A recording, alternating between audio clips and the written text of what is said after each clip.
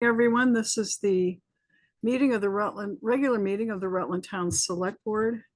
It is Tuesday, July 30th, 2024. We have present Kurt Hathaway, Mary Ashcroft, Matt Getty, and Sharon Russell. And we're set to go at 6 o'clock. Please rise and join me with the pledge. Pledge allegiance to the flag of the United States of America and to the republic which stands one nation under God, indivisible, with liberty and justice for all. Good evening, all. We are take a look at these select board minutes. We can't do July 2nd because we don't have Joe here, and that was a 3-member quorum. We can do July 16th. So we'll start with that. Motion's been made to approve the minutes. Is there a second? Second. Any additions, deletions, corrections?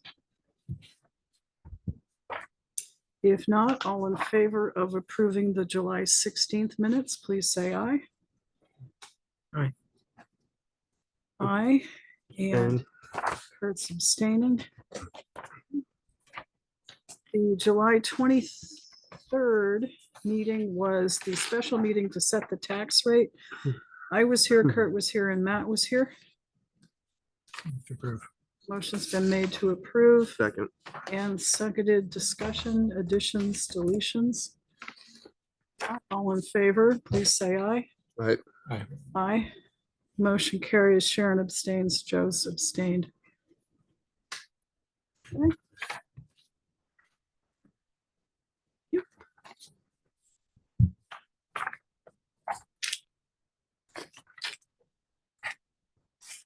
Okay.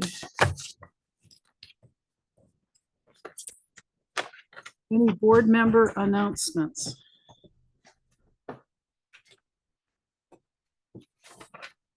Okay, no board member announcements. And I don't believe I have any updates. Thank you very much. So next item on the agenda is questions from the floor or public comments, and these are for folks who are not otherwise on the agenda. Got 2 people here. I'm guessing you folks might want to be heard. Okay, Yeah. one at a time, both together. You go ahead first. Just about the unregistered vehicles. Oh, okay. Why don't you, Mr. Kumar, please come up and.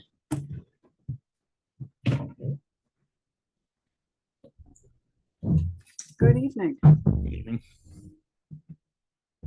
So I wasn't here for the last meeting, but I did read it through the newspaper. I should have read the minutes. I didn't get a chance to. That we had 24 unregistered vehicles on the property. That was from our town constable. Yes. Well, right after that, we did a walkthrough of the property, but I didn't see 24 vehicles that were unregistered. I mean, we've been working with Chief Dumas on trying to find which vehicles were either at expired plates or no registration or expired registration, but I didn't find close to 24. Okay. It's probably like 12 or 13. Yes, and there are some vehicles that have been abandoned, which we are scheduled to tow. So that was because I didn't understand where the 24 number came from, because when he came by the property, he just started taking photos and people were panicking. So that was the reason there was a confrontation, because he just came by and started taking photos, and because it's very awkward for someone just to start taking photos of everything and just driving away like that. Okay, and that was JP Faignant. JP. Okay. So we are actively getting rid of these vehicles, and people that have no registration, either trying to get a temporary, which is hopefully leading to a full license, a full registration. Yeah, so that we are actively working on that, and we've been working on this since January, February. Okay. So these are vehicles that we're slowly trying to get off the property. Some of the people that are living there, they have vehicles that have just been parked there. They don't stay there anymore. So those are ones we're gonna get towed immediately. Okay. Matt.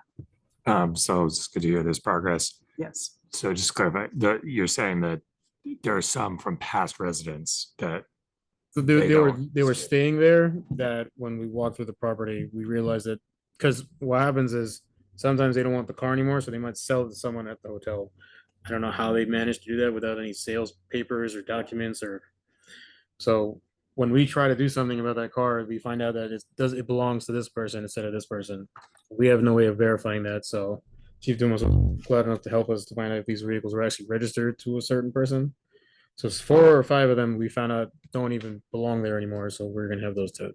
And then when new people come, if they're new residents and they're coming with a vehicle, Yeah. do you have any kinds of policies with them about We what's take required? their license plate, but what I found out because I'm from New York, so I didn't realize this was a thing that just happened in Vermont. I know you guys used to give the Vermont stickers on the back of the plates. We used to, They don't issue that anymore. yeah, So it's kind of hard for us to know which vehicles are registered as of 2024. Before that, they were giving the stickers. So what I asked people start to do was see if they can give us a copy of the registration. At least we have an idea of this vehicle is registered with the state and with the local ordinance. Yeah. okay. Don't we have window stickers now? What's that? Don't we have window stickers? Or is that last year's thing? That's now. That was the emission That's test. just for your inspection, not. Inspection. Oh, Right, not the right, okay. registry. So it's kind of hard for us to know, but I think that's a good indicator. If that's in compliance, then it's probably registered. So at least we can kind of base it off of That's that. true, yeah. So I thought that had replaced the back plate, but Drew, how's the door situation coming as far as locking them up? So we placed 4 doors. I have another order for the back door, one that was the main issue, the one where the question was where the drugs and everything was coming back. I have a company that's going to replace the whole door, and we already ran the wiring for the alarms. I think we're gonna have the alarm and a control panel behind the front desk, so we'll know exactly where a door has been opened or not, and we have cameras on all sides. Okay, and there's an alarm that will sound good, because that, getting people annoyed enough to pay attention might also be helpful. Yeah, that was one thing that we thought of, but my only concern is it's not a drop ceiling, it's a low ceiling. Mhm. So the siren will go off. My problem is someone tampering with it, because that eventually will happen, which we'll repair and we'll replace, and the person will be evicted. But that is an ongoing issue that we're gonna have because we have such low ceilings. There's some areas where we have higher ceilings where we won't be have an issue, like the ones in the south wing, the one all the way in the back. Mhm. But the double door exit is a very low ceiling. Okay, So that's might be an issue, but other than that, we'll take care of it. okay, when is that work getting done? So the company that we're using is Green's Auto Smith, I believe. It's a company that they've been using for several years. He already ordered the alarms, and that should be done within the next 2 weeks. We already ran the wiring. We are running the wiring. We haven't run it completely yet. And he has the alarms already. He's just gonna put them in probably by the end of next week, without any delay. I can't guarantee that.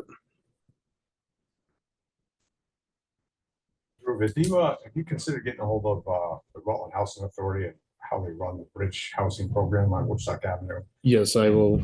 Rutland Housing Authority. Regarding the cars, yes. Regarding cars, just how you deal with the folks down there. I understand you have a big heart, but when people break the rules, sometimes I think if you're a little harder, you can make things happen a little bit faster.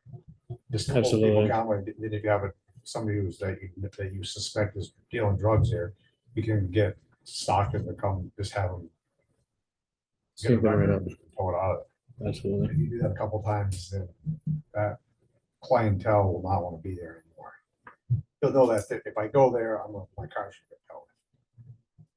Just a thought. We have gotten rid of a few vehicles that we've just seen that has no activity, just been sitting there for months. I mean, I got here back in July, and there were a few vehicles that I just remember just sitting there. still there, yeah. That are still there. But they belong to someone. But when I went through the list on the 26th, and then today's the list has gotten shorter, but there are still the same 4 or 5 vehicles that we will get rid of. Okay, What about campers? So the issue with the camp, one of them we are going to get rid of because that was the one next to the garbage. Mhm. There are two campers that, as of like there's the thing with the 80 days. So people are planning on living in the campers, but they're not going to stay on the property. They're just going to have the hammers and they're going to go to a different offsite campground possibly. So they're just planning for that. So there's 2 or 3 RVs. One of them we already got rid of. There's another one that we're also, that's one of the vehicles that we're trying to get off the property. But 2 or 3 people, once their voucher ends, they're planning on moving to a campground. So that eventually most all the vehicles that are campers will be removed from the property. Okay. Progress, chief? Down there. Yeah, Uh, okay, working on it. good. Well, thank you very He's much. been a great help, so we're actively getting through this list. We find him helpful too. So, One other thing. if you don't mind. yes. On the 80 days, have you found like, did your residents as of July 1, are they opting to continue right through the 80 days, or did some people move out and plan to come back later? Or So some people, we've had a few families, they had a camper. They decided that, hey, look, July, it's warm. We can go outside. We can go to a campground. We can stay there and not use their 80 days till later. They plan on coming back, but that doesn't mean they're going to come back to the Cortina. It could be any other hotel.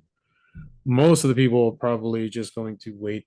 They're already using their 80 days. Mhm. So that was since July 1st. So whatever days they have left, they'll use it now and then see what happens. Where we don't really have an idea of what's going to happen after September 15th. So when the state folks were down for the meeting that you were at, they were going to try and work with you a little bit. Have you seen any increased cooperation from the state people? We have every now and then we will have the similar ideas and similar questions.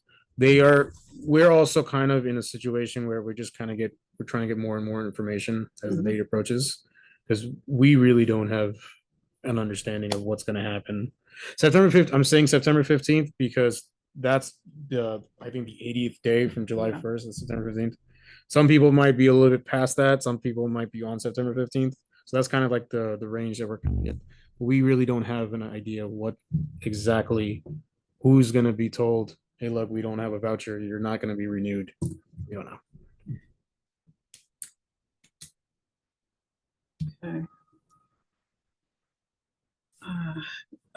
Kurt, any questions? I think we've hashed most of everything out Yeah. already. Yeah, I'm sorry that JP isn't here, but he let us know he wasn't going to be here. So, yeah, and we can, I'm sure if you have something to show, he'll. Oh no, this me and Chief Okay, Dumas okay, and you're fine we're then. working on this list actively. So Okay. he's actually the one that helped us run a lot of these plates anyway. So that was just to show that we're actually working on this.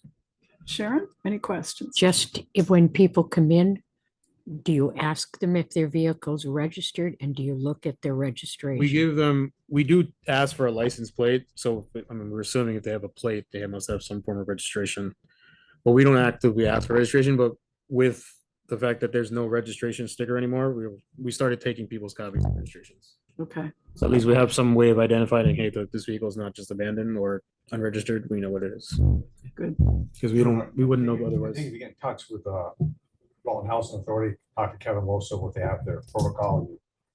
They've already paved the way, the blueprint, if you will, on how to run the program.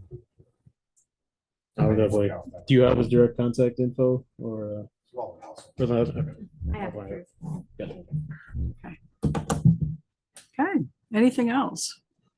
I don't know. Any questions? Okay, well, thank you very much for coming in and I appreciate your work on I'm gonna this try to with the come chief. as often as I can. Okay. Now I don't have to drive back to New York and back, so I'll try to be here. Okay, well, thank you. Try to keep you guys updated on progress. Glad to see you whenever you come in. Thanks. Thanks. Okay, your turn. Okay, do you want me to come up there? or Yes, do we- please, okay. because of the camera and so on.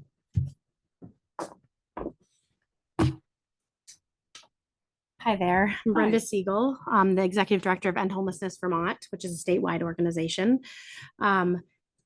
Before I came here for a specific reason, but I wanted to answer a couple of your questions, if that's okay, because can help with a few of those things because I work with those clients.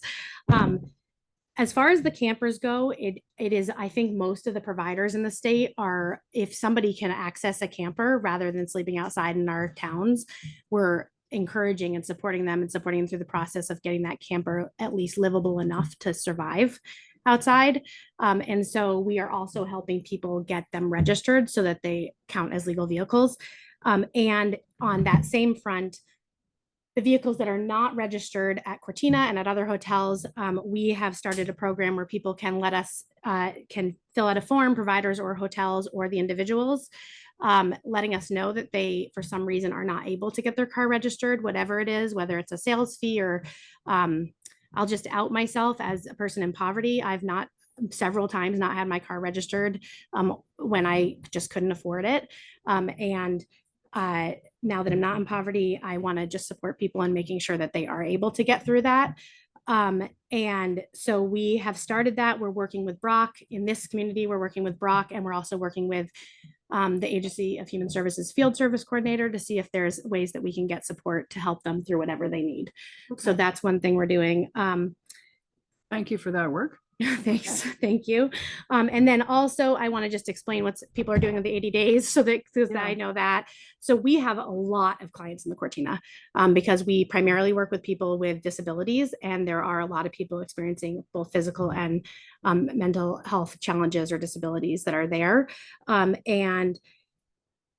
Because there's this room cap starting in September, a lot of people are using this time, the 80 days now, because they have no guarantee of shelter after that. And we're trying as hard as we can. I mean, it's really a pretty difficult challenge, and we're not succeeding as much as we'd like to in finding some place for those folks to go. We do have clients who definitely will not survive outside, and we're not sure what's going to happen. I apologize. Because there is no exceptions at this point. So even people who are like bedridden and being lifted with a Hoya lift or in wheelchairs or have severe psychiatric disabilities, at this moment, there's no exceptions. We are hoping that that will change for people who don't have any ability to survive. So are the state agencies working with you, particularly on those folks? I have a meeting scheduled to talk about the list of clients we have, and also working with other providers across the state, including in Rutland, for any clients that we might not be on our list, so that we can include them when we're talking about this issue. And who's the meeting scheduled with? I will be speaking with Commissioner Winters. Okay. And I also work, just so you know a little bit about End Homelessness Vermont, we have 2 economic service workers that are basically assigned to the project that we work on with disabilities. And so we work every single day, day in and day out, like as a team with them on that issue. And people who, we have encouraged some people to try to use their 80 days now, but it's hard when people are experiencing homelessness, especially if they're newly homeless, to conceive of the fact that they wouldn't be able to find housing in that time period. And so people have opted to stay, especially the fear that they won't be able to come back to the hotel that they're comfortable in. So, sorry, I got a little upset there. It's very hard. And then just so you know, this Department of Children and Families, and we don't get an Agency of Human Services, the providers also, and the individuals and the hotels do not get information from them before like a few days before something happens, and the shelters. And that is extremely challenging. In fact, during the March and April time, our organization put out 5 newsletters to all the hotels in the state to explain to people what was happening. The state in that time period did not put out one. And so we are trying to get more information faster.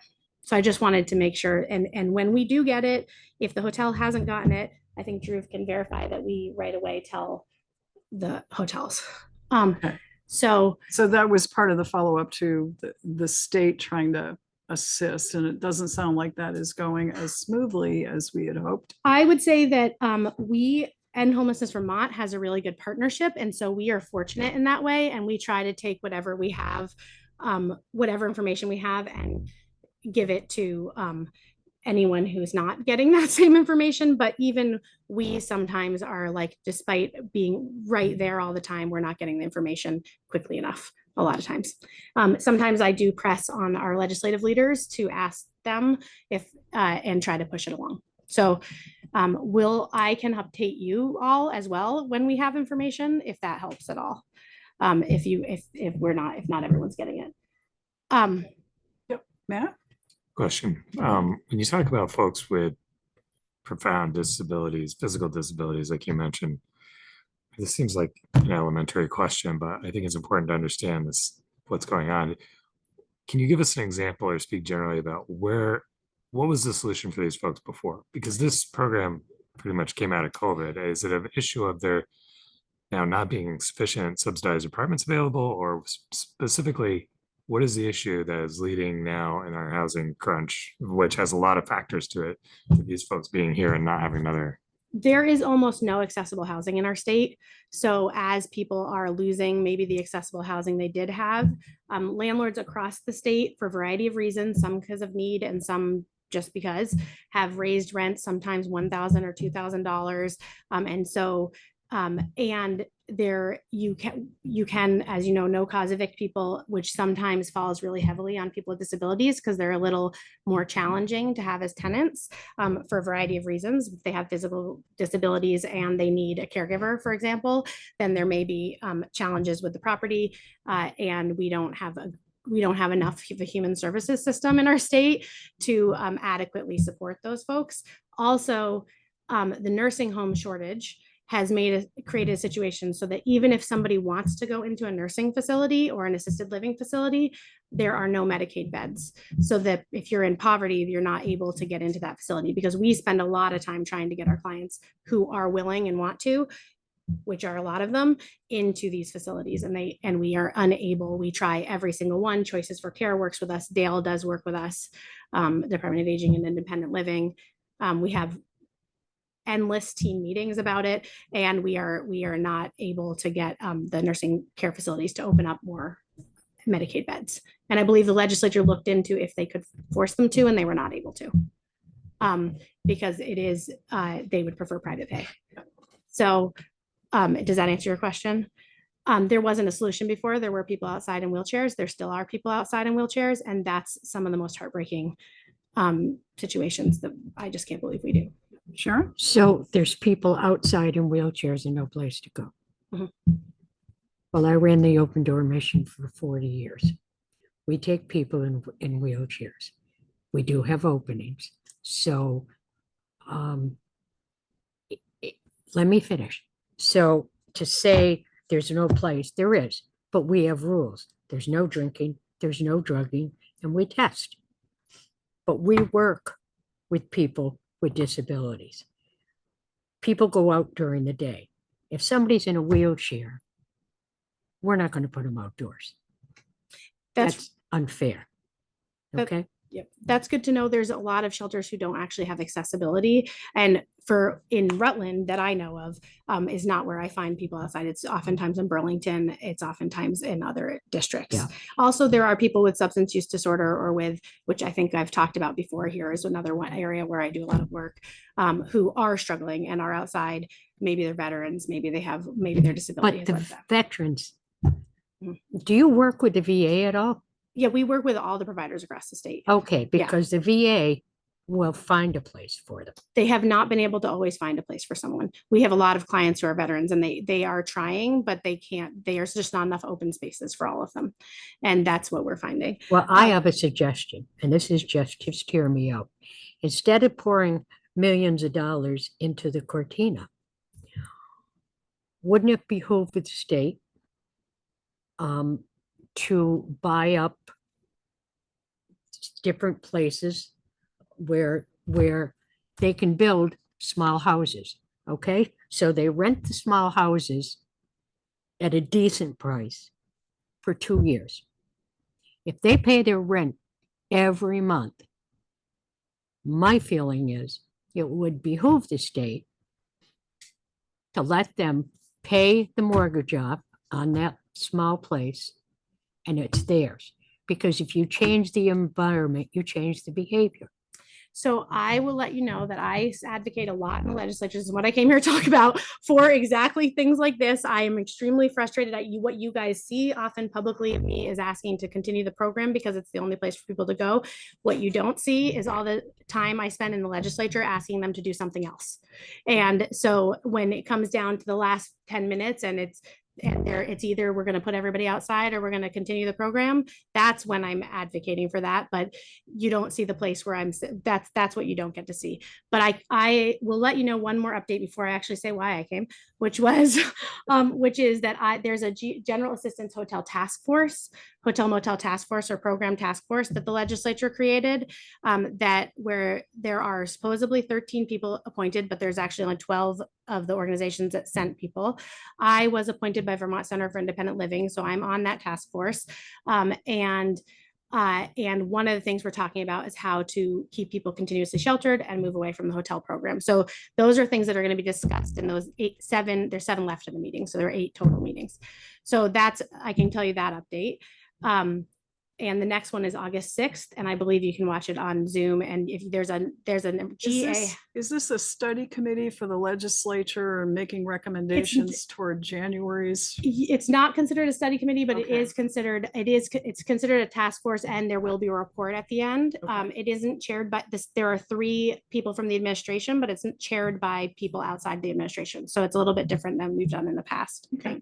It's an interesting group of individuals who all work in the field. Except, actually everyone there works in the field.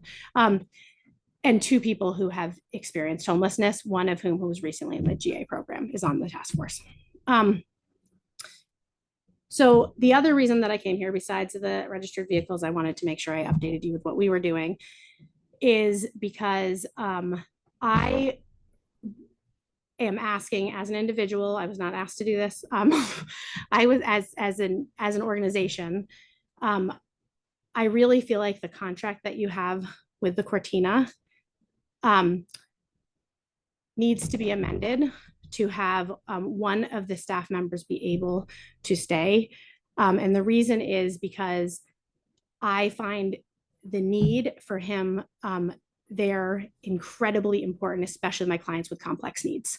And he would be cut out by the current contract. And I believe that Drew is trying extremely hard to follow and stay up to date and get in compliance with your contract. And that's really important to him.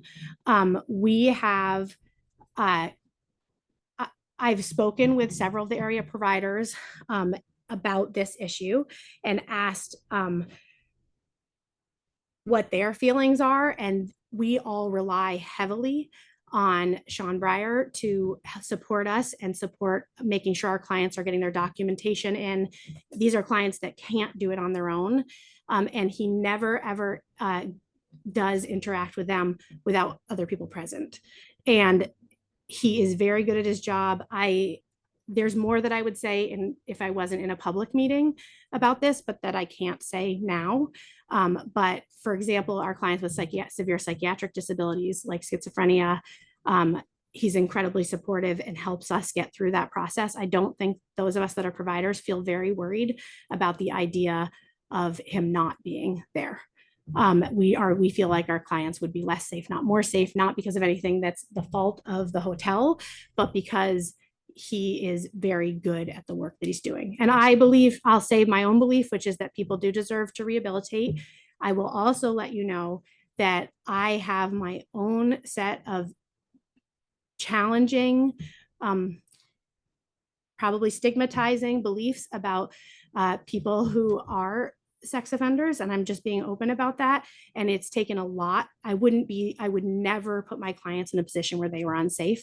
I would always be working really hard. I learned everything I could about this particular staff member as soon as I learned the information and asked incredibly detailed information about what kind of treatment, what kind of support. I talked to people who had worked with him and people who had treated him to make sure that I felt safe, and I really assessed whether or not we continued to feel safe working with him and our clients. And I really do. Thank you for your comments. Sharon.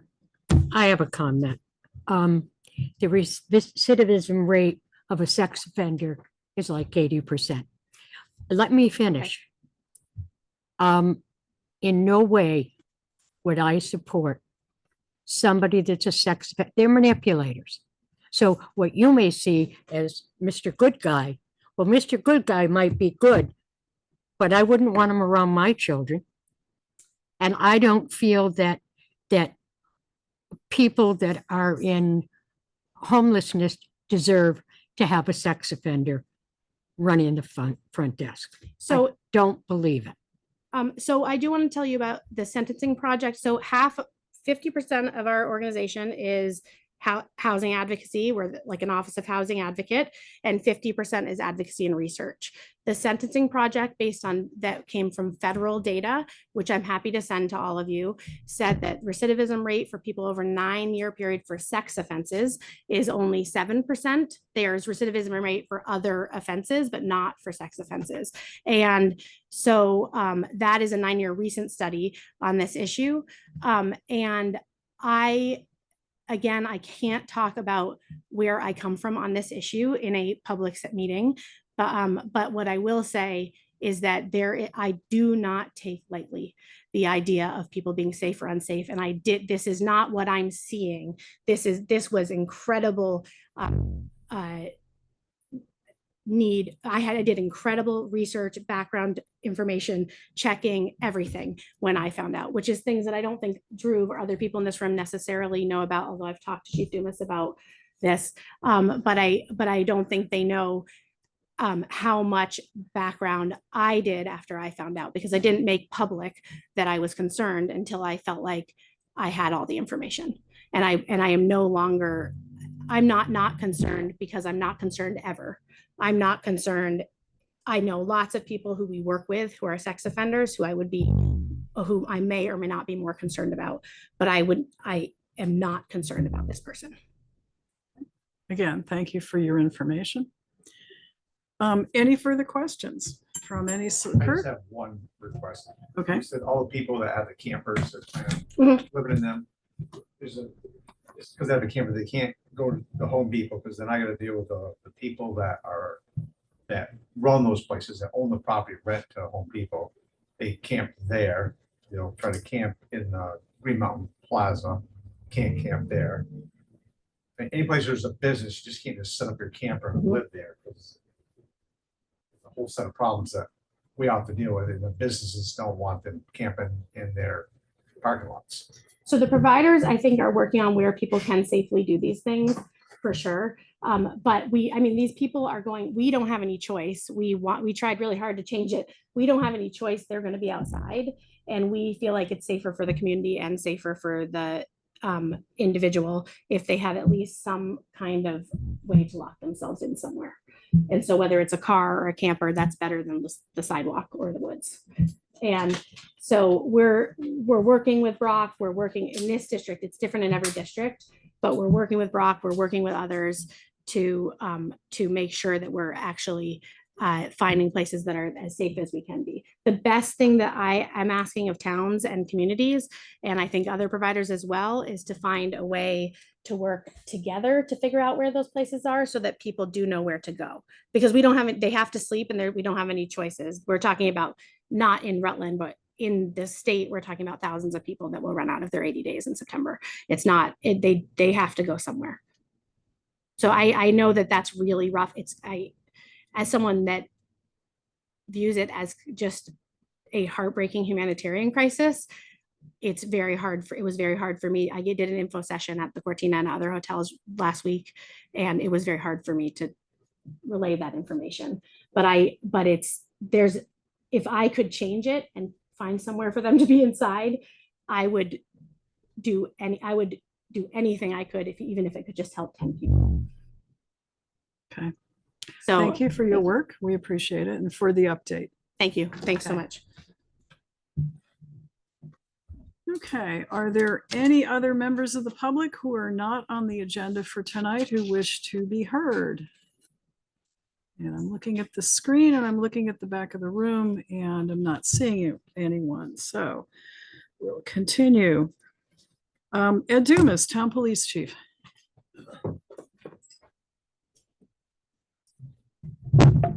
It's close to the end of the month, but it is not the end of the month, so I don't have the stats from at this point in time. That's a safe out.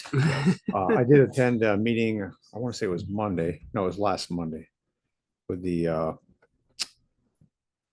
BPA, BPA up by Olivia's. They had a person from the Vermont Digger there asking about the voucher program and the homeless situation, issues the towns had at the Cortina.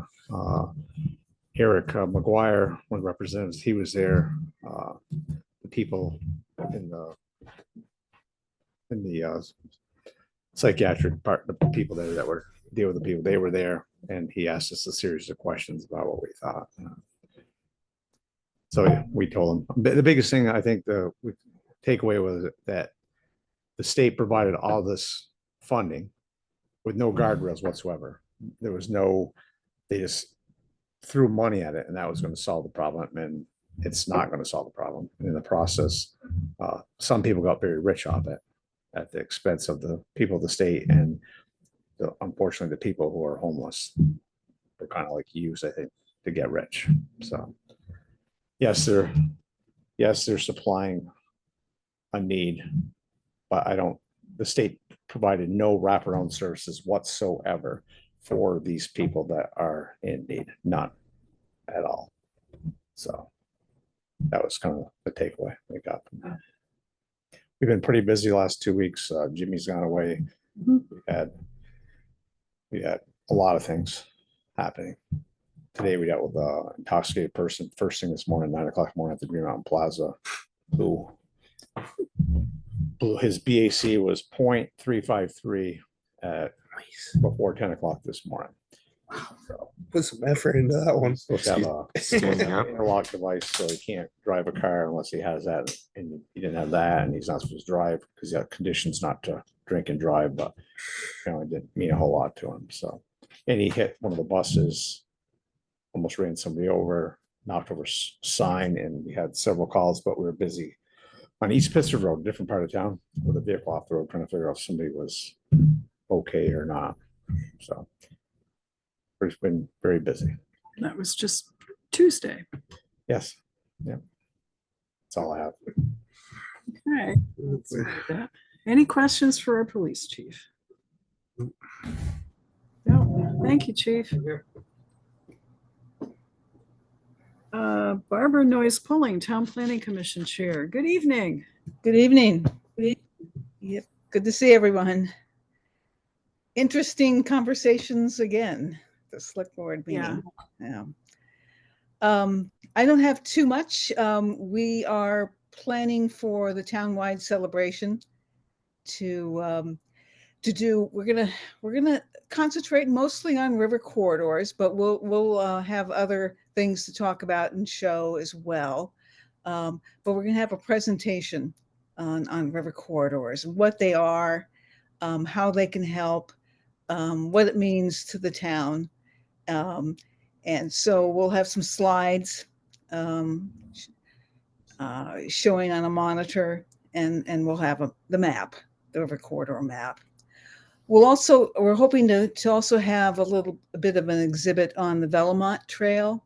That's the biking trail that goes from community to community in Vermont. And they're still working on the routes that go through Rutland. And they come from the north and they go west to Castleton and Fairhaven Way. That's where it's going to go in our immediate vicinity. And we'll figure out some other things that we can do at the townwide celebration as well. And at our upcoming meeting this week, we'll start to take a look at the street and sidewalk ordinance and some other things that we've had on the back burner. Okay. Questions for our Planning Commission Chair? Nope. Thank you. And thanks to the Planning Commission for your good work. And we look forward to seeing your display. Appreciate it. Okay. Thank you.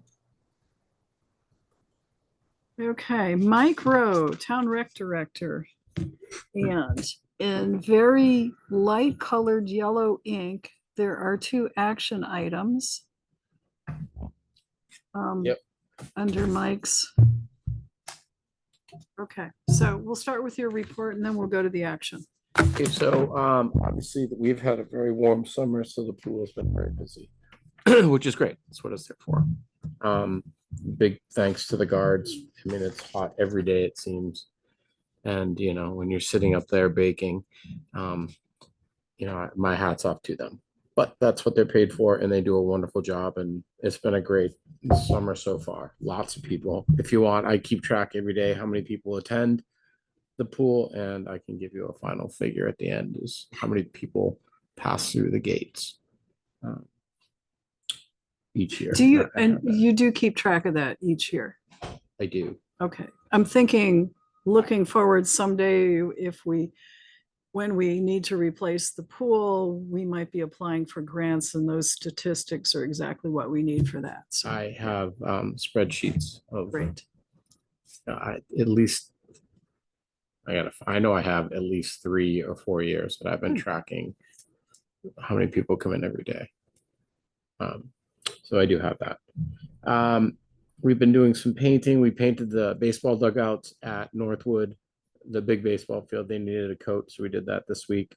We will be doing a paint overhaul at Dewey on Monday as well. We're turning the color to blue instead of tan.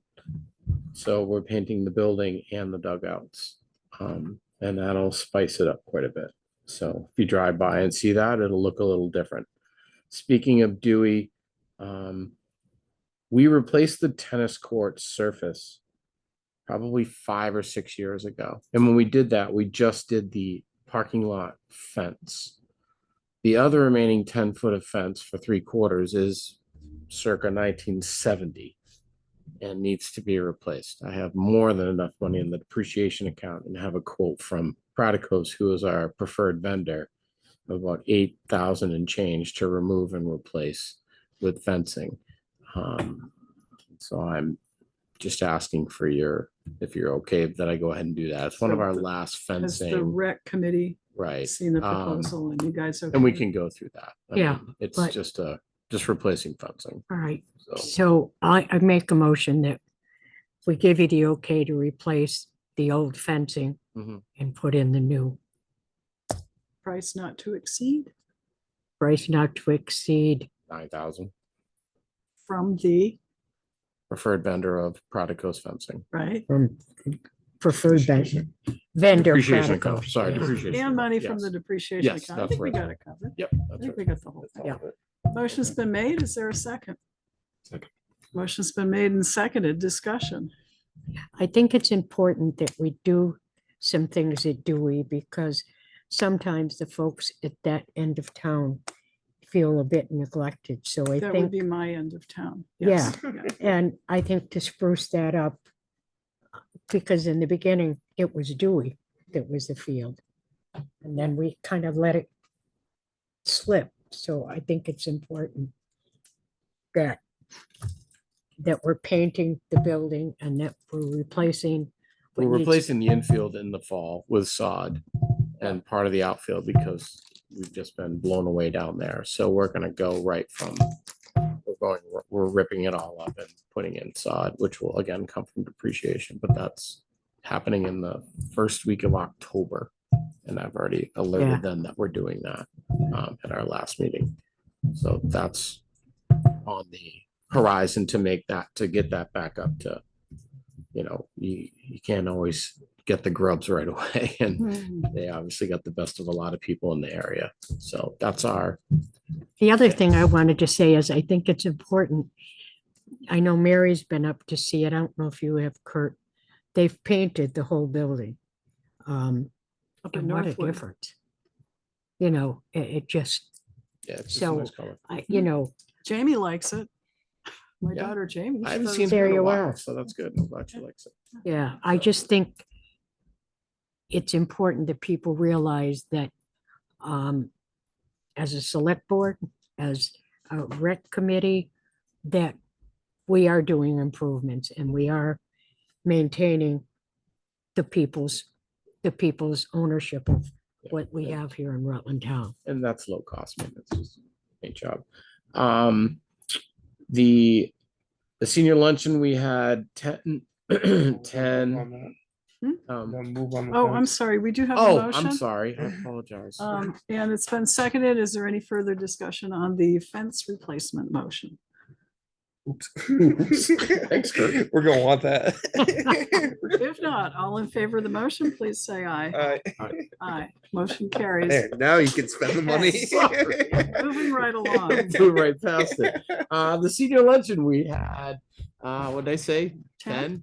We had 10, and 13 was- hungry lifeguards. It was And, very good. the food was good. Byron cooked. Thank you to Byron. Thank you to Kamuta's Market for providing us with, he was plan B. Byron's had not had his steers out to market yet, so he didn't have beef, which we normally get from Byron. But he was great right there and cooking. So we do kind of have a plan. I know that's one of your action It is. number D. So we, Yeah. if we want to quickly talk about that. Okay, so yes, and thank you for the luncheon and thank the lifeguards. I did on my way out, but they deserve kudos for that. No problem. I did kind of poll the folks who were there, which were the usual folks who show up at the Rutland Town Seniors Luncheon.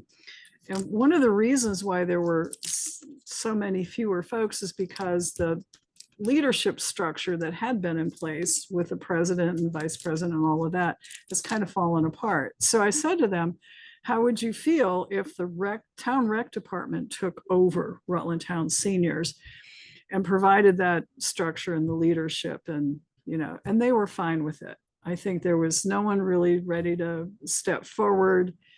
And it is, I mean, it's a lot of work on one person. So I think we should proceed. I think I've raised it before, but proceed with the notion that the Rutland Town Seniors will be under the rec department and the rec director will move forward with setting up the events, reorganizing a group, and doing what's necessary and publicizing.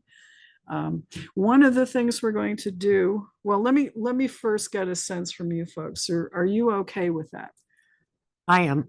How do you feel about it, Mike? We've had preliminary discussions in our committee meeting, which I really do not want to go into right now, as far as my plans. Yeah. My only question is there money that's set aside for seniors in the general budget that when we come to budgeting time that we can talk about that, bring that Well, up? there's two things. There is a separate account Mhm. in the town for Rutland Town Seniors. And yes, we do a separate appropriations each year for them. So that would be our discussion at budgeting time to bring that over. I don't Yeah. have a problem doing that Mhm. right now with help.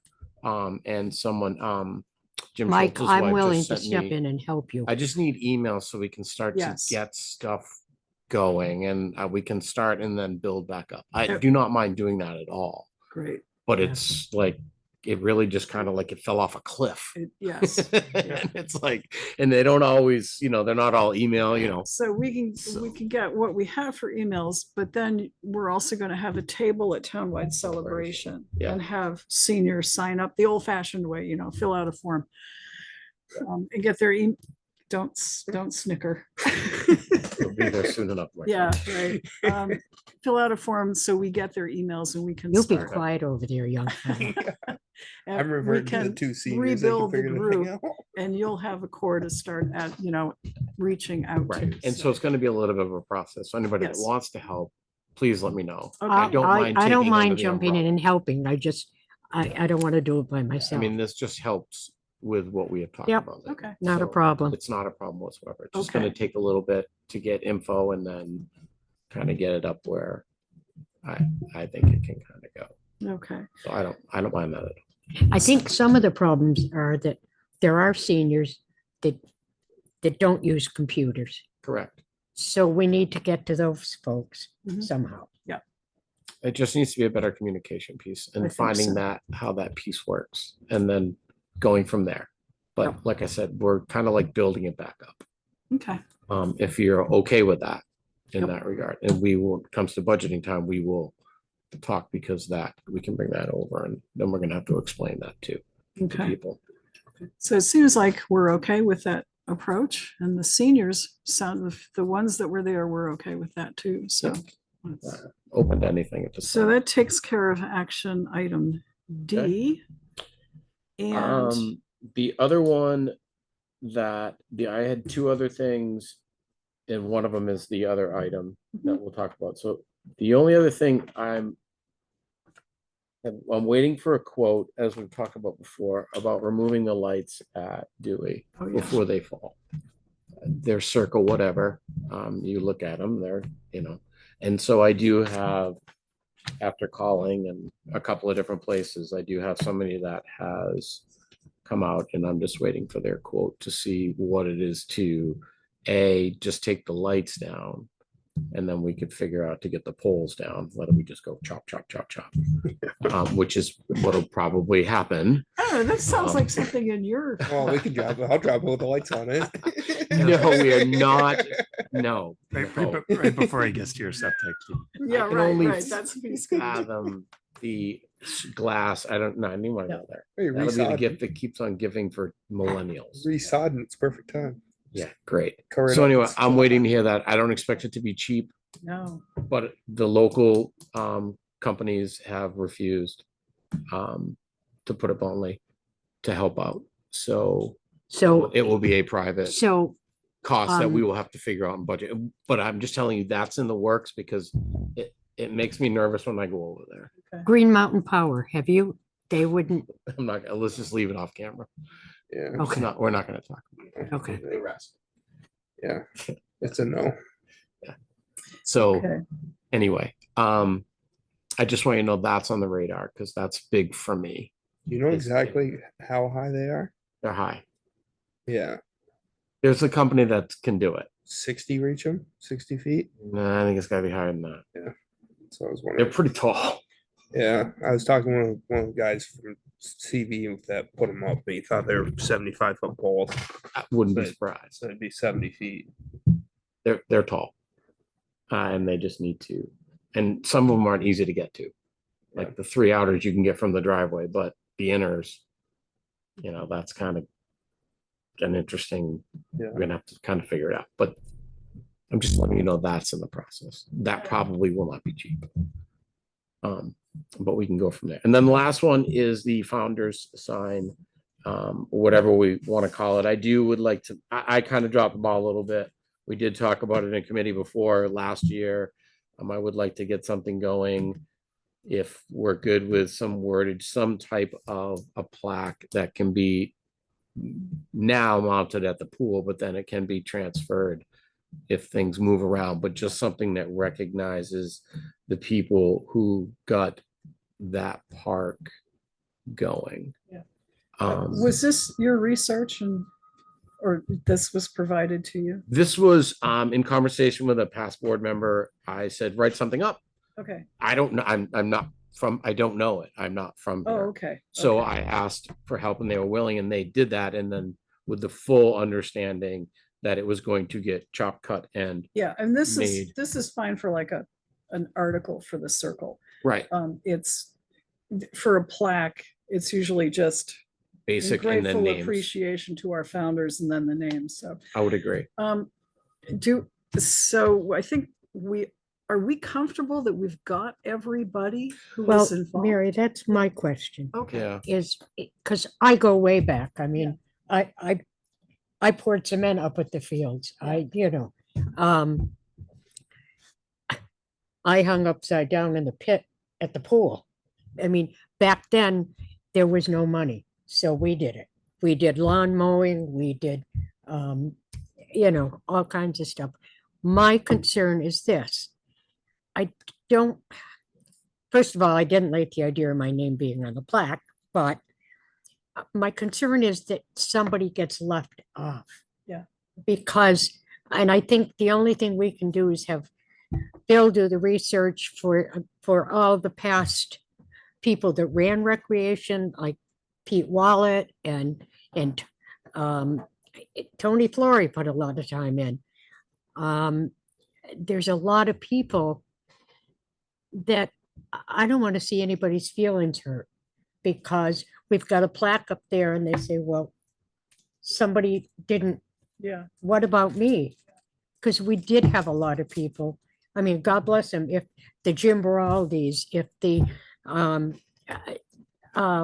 Paul, I think of his last name right now, but they did a lot of work. Yes, I have a lot of information from that. But I don't want to leave somebody out. And people like Byron Hathaway, that gave his time to help us out, didn't charge us a penny. Those are the things, just because you're not on the recreation, I was the commissioner for that umpteen years. But I think it's important, if we're going to do it, that you have to have everybody. And I don't want to leave anybody out.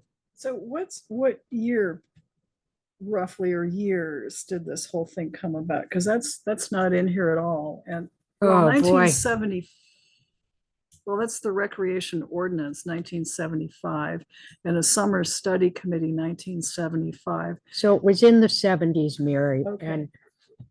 And I mean, things were tight. There was no money. Yeah.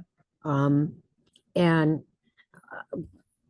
what has happened to Northwood, from what a whole group of us work to do, is just, and Mike Rowe, and I hate to say this because He's here. I don't want his, I don't want his head too swollen. Yeah.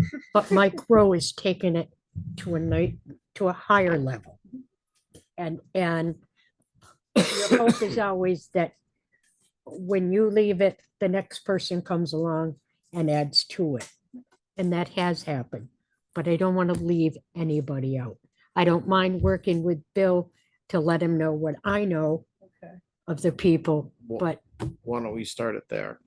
yeah, Just a real basic phrase. So Yeah. if you could, Yeah.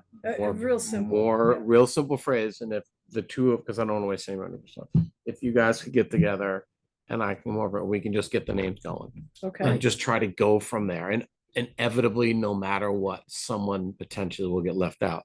But the bottom line is that there needs to be something up there for the people that are still with us that put all that time in. Yes. Yeah. So I don't really want to wait, because Okay. we've lost a few along the way, Mhm. and it's way overdue, Okay. because it's a beautiful Yeah, no, spot. I think it's a great So idea. if we could get like a But- blurb and then the names, boom, I think that's a sufficient and a very honorable way of honoring them Mhm. for you creating know, the a park. simple statement of, we dedicate this plaque to all the people that We built. could do that. And if you and Bill are finding that there are just too many moving parts, too many people maybe, and you're not sure you've gotten everybody, then the fallback is a general to all of those townspeople and others who helped. Yeah, to please call us. Well, A- no, and- I was thinking if it's a plaque without names, Oh, I'd okay. rather have names. No, If you can feel comfortable that you've gotten the people who Yeah, should be I mentioned. think we have to look Make the into it. plaque extra long, and if more names come out, I know, we'll we take it could. down and get them. That's Oh, right. yeah, all right, yeah, yeah, put it on there. Well, it's gonna be- yeah. the Hangers people underneath. that started it, the people that, Yeah, who headed up, like the Pete Wallets and that ran the pool, and that those names are important. They did Yes. the heavy duty. Yeah. We just helped out. I mean, because back then they just didn't have the money. And I don't want to leave anybody out. well, I would I'd be feel- willing to work with you on very simple dedication. If you and Bill are ready to, or willing to see if you can identify Right. those folks who should be recognized. Yeah, okay, Okay, all right, perfect. Okay. good, that's the plan. And then we'll shoot. We'll go from there. It's like, yes, research. You're welcome, Bill. Like I say, to all the people that made this possible, especially Sharon Russell. That's all. No, leave Sharon for us. No, your name is, I see that. And Bill for doing the research. That's Whoops. all I have, unless you Okay. have, obviously soccer signups are going on for people that will watch this. Please online, there's 2 forms, please fill them out. And people have gotten the word. I will send out another mass email this week and moving forward. we're in good shape. It'll be here before you know Sounds good. Okay, Have any anything more else? questions for our rec director, Mike Rowe? it. If not, thank you. No Appreciate, problem. Go close the pool. glad things are going well. Yes. All right, so we have a number of other things. Has our town attorney checked in with us? He's not. Okay, let's move along with the agenda then. Is Larry Del Veneri on? He's not. He said he was all set for tonight. Okay. Dave Sears, Town Road Commissioner. Good evening, everybody. Hey, Dave. I don't have a whole lot because we spent most of the last couple weeks working on the sidewalk on Post Road, which is coming along pretty decent. We did have a little bit of a dust up with the shared use path with the Boys and Girls Club, trying to use that to stay away from the Penstock construction site. And there was a little bit of a mess there for a day and a half or 2 days, but we figured it out, and it actually kind of looks like where the path is going to be is you can actually see it now. So that's a big help. Good. The paving on Post Road was finished by Fuller Sand and Gravel from Route 7 up to there was a seam on the hill just before the school. And then we went out, I believe it was last Thursday, and kind of marked the center lines for the state to pave that or to paint that when they get around to it.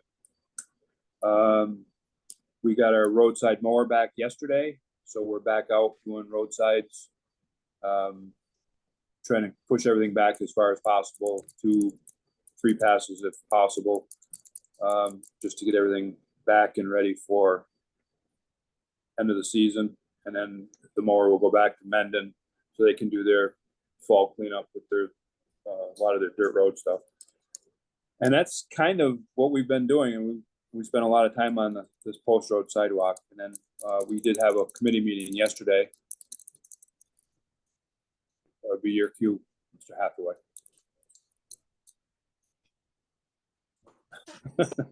Okay, and Kurt's here, so he's going to fill us in. Yeah. We got any action items from the Highway Committee?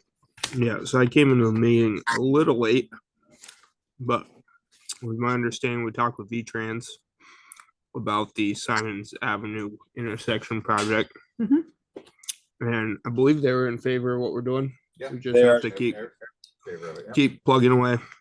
More steps involved in that. So I basically we need to put out an RFP for some engineering to get a design and then submit that with a permit to V-Trans for their approval. But V-Trans is on board. I did actually have a meeting with Phil Gowett, and he's totally on board with the whole thing. So I think this would be a pretty decent project when we're done. Yep. Okay. Do you need anything from us at this point? Not for that project. Okay. And then there's some discussion about the loader repairs. It's just shy of $13,000 for the valve body that detonated. Oh, So, and then we also started to discuss what we're gonna do with our highway depreciation account since we've added more equipment. We have to try to figure out what we need to bring our depreciation up to in order to keep pace with everything. And then we have the draft of the highway town driveway installation permit application, which we all agreed was good to approve. okay. So on your desk is a highly colorful town driveway installation permit application. And it's 1 page of instructions and 1 page of, where the driveway will be. And then a page of special conditions. And then a place where looks like part of the application, a sketch plan, and then a inspection Yeah. place. And then at the very end, it looks like something from V-Trans highway standards, Yeah. for how it should be built. And you folks, the highway committee had a chance to review this Did. and you're recommending it to us? We're recommending for approval. Yep. Okay, is that a motion? So move. Right, Second. motion's made and seconded. The question I have is this, we have an ordinance in place. This is carrying out the ordinance? Yep. Do we need to do anything with the ordinance or is that okay? I don't believe we did. Did the thing with the ordinance. Okay. Yeah, we So did do the thing with the That was ordinance. streets and sidewalks. So this is, there's not much language that changed, kind of just the layout. Actually, the V-Trans standard did change. Yeah. So the new standards are included in this one. It just, the last one was put together quickly. This one was a little more in depth. So it Okay. gives the information we need, but yeah, it helps. It answers a lot of questions that we get from people. So it makes the application process easier. Dave and Bill went through it and Yep. made it more user friendly, and they're the ones using it. So if it's friendly for Yes. them, then it's friendly for me. Questions? If not, the motion's been made and seconded. Are you ready to vote? All in favor of adopting the town driveway installation permit application instruction and packet, please say aye. Aye. Aye. Aye. No no's, motion carries. Okay, thank you, Highway Committee. Anything else that you want to call to our attention? That's all we had as a committee. You got anything else, Dave? No, there's a couple things on here. I'm not sure if Yes, Yeah. action B is in my wheelhouse or not. I can help yeah, out we there. were kind of wondering, but since, That's where we threw it. yeah. And we were, He has just acknowledged. oh, okay, okay, so if you can wait a bit on that one, because town attorney, I had spoken with Kevin Brown and posed the situation, which is, and he has had conversations with the attorney for the Econo Car Wash folks. So I wanted him to weigh in on this, probably an executive session. But the question I posed is, do we completely do away with the agreement, or do we leave one property owner on subject to it and take the other off? So I think that's what we're going to be getting some advice on. But let me go down to the other action item in blue. And I guess this came from my question about where does the post road sidewalk end? And a little bit, which is, and why does it end before it actually hits Chazana? So if you could explain that again to me, I found that useful information, and it might answer a few questions from So townspeople. the long range plan is for this sidewalk to connect to Chestnut Drive and continue up Chestnut Drive to the shared use path on the north end. There's nothing been designed or planned right now. So in order to end that sidewalk at Chestnut Drive, we would have to make it ADA compliant. And the hill going up Chestnut Drive, A, there's no sidewalk, and B, it's definitely not ADA compliant. And you can't actually end a sidewalk at a street entrance, because then you're putting people out into a street. So there's a whole bunch of different kind of legally ADA compliant things happening here. So the theory is to stop it at the driveway, which is not the preferred termination by anybody, us or the homeowner or pedestrians, but at this point in time, that's what it has to be, because we just can't do anything different. There's no, the other sidewalk hasn't been planned, hasn't been engineered, hasn't been anything, and we can't just dump people in the middle of the street. So in the committee meeting, we did discuss this at the tail end, and obviously the next step is to maybe put together an RFP and get that out for an engineering firm to start designing the next phase of that and make that connection. Okay. Yeah, the blueprints show it stopping at that driveway. Okay. Yeah, no, I get the ADA compliant thing, so, so highway committee, is this something, the RFP, is that something that we can move forward on, and who drafts that up? And Yeah, I think we probably have we one can for, just go with Otter Creek as a preferred vendor, I do believe. we'll see how much it Yeah, is. because they're the ones that designed this section. It would make the most sense to have They Robert. designed Clark both sections, actually. They did the shared use path also. Are they? Okay. Yeah, they did the shared use path, so it'd make the most sense to have them keep going. And we allowed them to engineer the box culvert on Stratton Road as well. Okay. We work well with them, and Oh, it's yes, yeah. best to. That was actually an RFP for that one. We put that out, and there Was that not? Yeah, that was. Yeah, that there was an ones to respond. Yeah, that's what it was. Yep. Well, if you have some sense of what it might cost, I mean, can if reach out it's, to Clark and have him give us a quote. yeah. Now, there I'm was- concerned if it's like $10,000, it's one thing, but if it's like $80,000, it's different. So if we have a sense of what it is, Well, I think I think I'm not exactly sure what the original intent for that was, because it obviously happened before my time.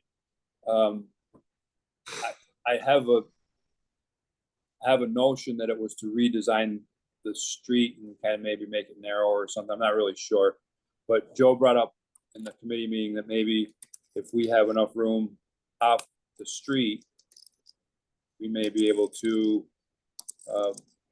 put it in the quote unquote green belt as it goes up the west side of the street. There's going to be some issues there because there's a couple culverts. There's a big culvert going into the pond. That's going to be the big issue, whether there's enough room between the street and the pond to be able to make something without putting in a bridge and all the craziness that entails. yeah. But then the other problem is really the ADA compliance on the hill. And as you know, in my other life, we put in a lot of sidewalks on hills that were totally not ADA compliant. If anybody knows where Grant Avenue is, you know what I'm talking about. And that thing's almost vertical, and we did a sidewalk. Now that was an existing sidewalk that we replaced, so I'm not sure if that, putting in a new sidewalk as opposed to replacing a sidewalk might make a difference. We're gonna have to look into that, but that hill on Chesana coming off Post Road is not. I'm almost positive it's not a hill of sand. If we have to lower that ledge, it's gonna be expensive to do, but we can definitely look at it. We'll see what it looks like. Okay. All right. Right. I do want to, we've got now the two pieces coming together, and that's the last piece. So it would be nice to at least know what we're facing. And again, we may not have to, because it's the lay of the land, we may not have to jump through flaming rings of fire to put a sidewalk in there. It might be like, well, it's the terrain and it is what it is, and we're not going to redesign the earth for a sidewalk. But Yeah, don't go up it with your wheelchair. right, or have good brakes, one or the other. Yeah, good brakes, full charge. Well, we also may be able to, anyway, have a place where there would be handicapped access other than the school. Yeah, we may be able to get crafty. There's some Yeah. research to be had. Okay. Yep. Anything else, Dave? No, that's all I have. Or highway? Okay. Anything from the select board? Okay. All right, thank you guys. Have a good night. See you Sewer- guys. Yeah, don't go too far. Nope. That's the sewer maintenance agreement. Is, we need to have your input on that, I think. Have you? Okay. All right. And the highway committee is done. Who else have we got? And is Kevin standing by? He's not logged on, but I told him about 7:30, so. All right. Oh, 7:30. Okay. So let's see. Stand by, Dave, and we'll move on to Marcia Chioffi, Town Head Lister. Sure. Good evening, everyone. Hi, Marcia. We had grievances were held on July 23rd. We only had 5, which we were thankful for. July 24th, results of grievance were sent out, and they have until August 6th, which is the 14-day, to appeal to the VCA. All the minutes and the videos of the grievance hearings have been posted on the website as per the Vermont State Open Meeting Law, which took effect on July 1st. The only grievance that we denied was to Velco. Velco grieved a $3 million assessment that was included with their real estate, and as per the state and PBR, they backed us up. So we were able to keep the $3 million into the real estate portion of their property. I do want to mention that when we set the tax rate last week, we noticed that our tax rate was kept lower than we anticipated because the grand list had increased. So thank you. I know it wasn't you all by yourself or the listers all by themselves, but thanks for keeping an eye on that. And the direct result of your work is an increase in the grand list and therefore a decrease in the tax rate. Not as compared with last year, but still the tax rate is lower than it could have been. So thank you. Right. Well, we had a lot of we had 58 properties that we assessed this year, and that brought the grand list up based on our assessment of, you know, improvements and new builds to the grand list.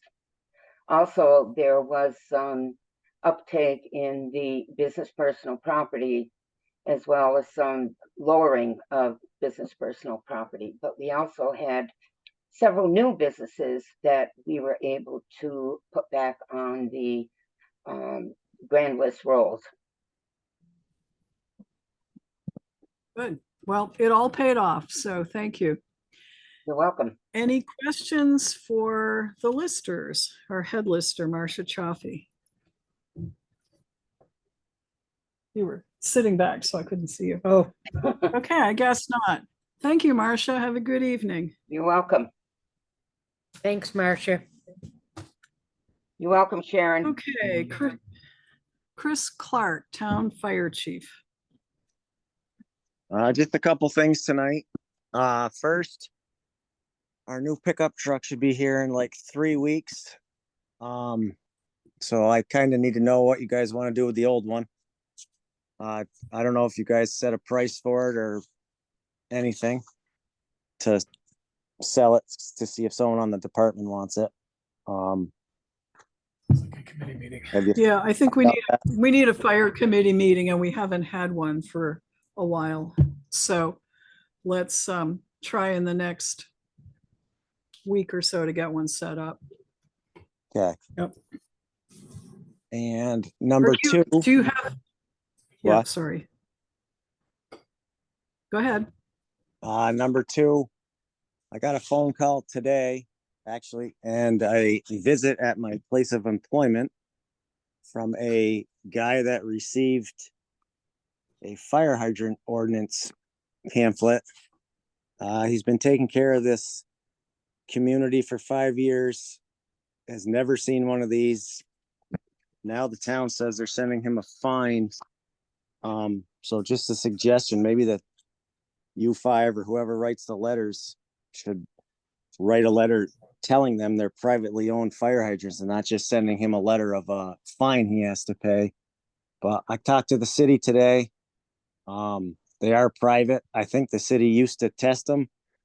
He's new to taking care of this development and didn't know anything about it. So they haven't been done because no one ever said anything. But just for future, I don't know how many private fire hydrants there are, but I'd rather not get visits at my place of employment because we can't send a proper letter to these people. We're just sending them fines. Yeah, Bill has a little information on that. The letter he just received was the second one from this year. The first one we sent out earlier this year, and both letters specifically said there is not a fine. Like there was a whole sentence that says there are no violations at this time. So I'm not sure what he was reading, but the letter specifically said there is no violation at this time. We're making you aware that the ordinance exists, and we have received several inspection reports from different owners of these hydrants. So Chris, I apologize, and feel free to give him my number and let me know who it is. And I'll be happy to talk with him because that was absolutely not what it said. So.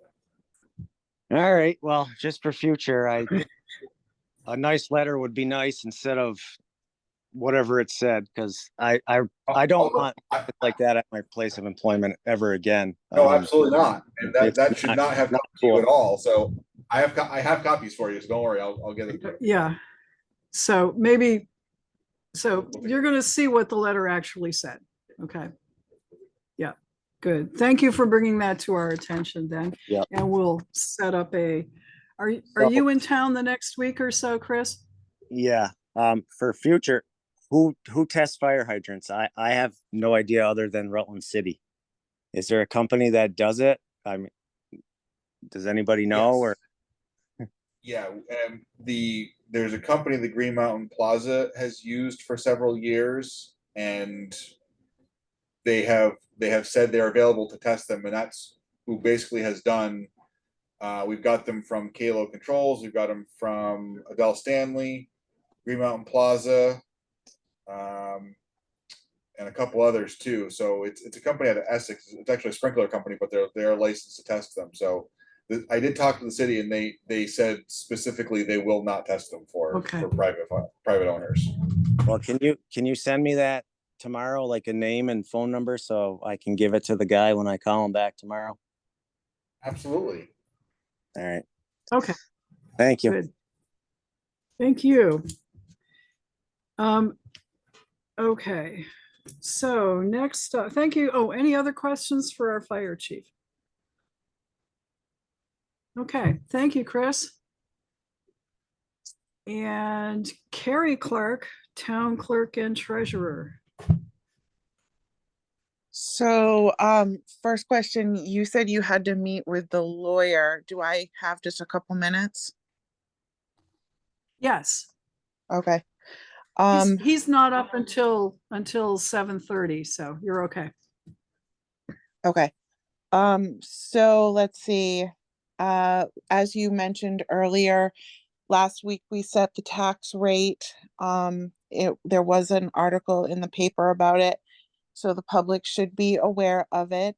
I wanted to publicly put it in before the full select board tonight, for those that weren't at that Tuesday meeting, but it looks like some of those people are still not here. So the homestead rate that we set was a total tax rate of 1.7831.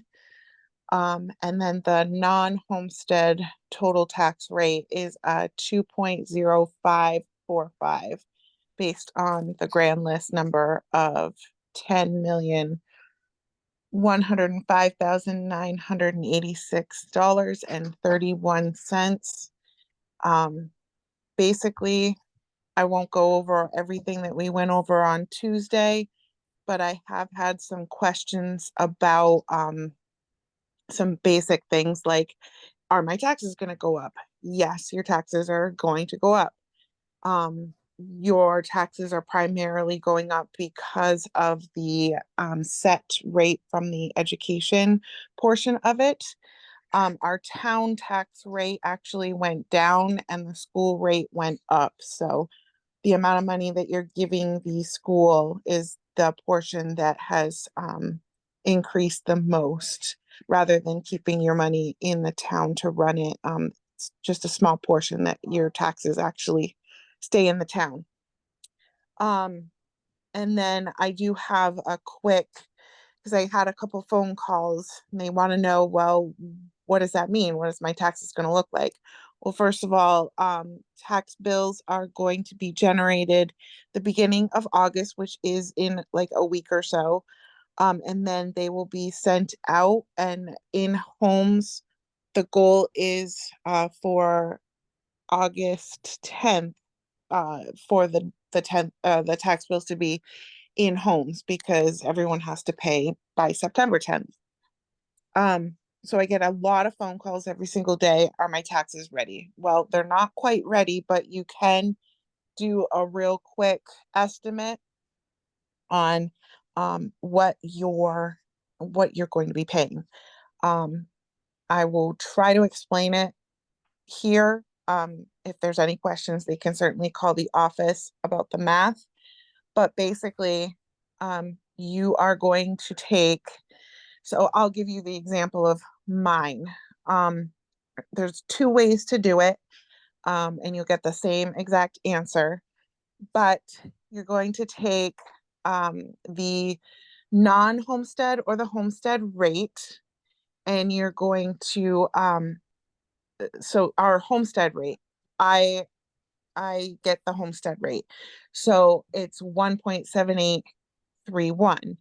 I convert that into dollars, which is $1,783. And if you go out a little bit more, it's 6 cents. You're going to divide that by 100,000. And then you're going to multiply that number by your assessment. And my assessment is found, well, everybody's assessment is found on your tax bill. Mine is 236,500. If I do that math, if I divide that and then multiply those numbers together, I'm going to come out with the exact amount of money that I owe in my taxes for the fiscal year. You just divide that by 3 and you'll get your installment amounts. Again, those are base amounts. They aren't before any help from the state. You should be receiving a letter if you're getting state payment help. If you don't receive a letter, that means you're not getting anything, or you didn't file your homestead. So again, make sure you filed your homestead. If you didn't, do it now. So that's one way to figure out your taxes. I do have another way, but I won't go into it just for time's sake. So that's the tax portion of what I'm trying to explain tonight. And then I did come to a number for capital improvements. This is a number that Andrew and I still need to talk about. There are some programming things that we need to discuss. So I'm not going to give you any backup, which is why I didn't give you any backup tonight. But the balance that we do true believe that is the capital improvements, and this is before any sweep over from this last fiscal year, is $834,443.07. And that is the amount before the sweep over. And then you have to consider all of your earmarks that you have earmarked in your meetings that haven't been allocated out yet.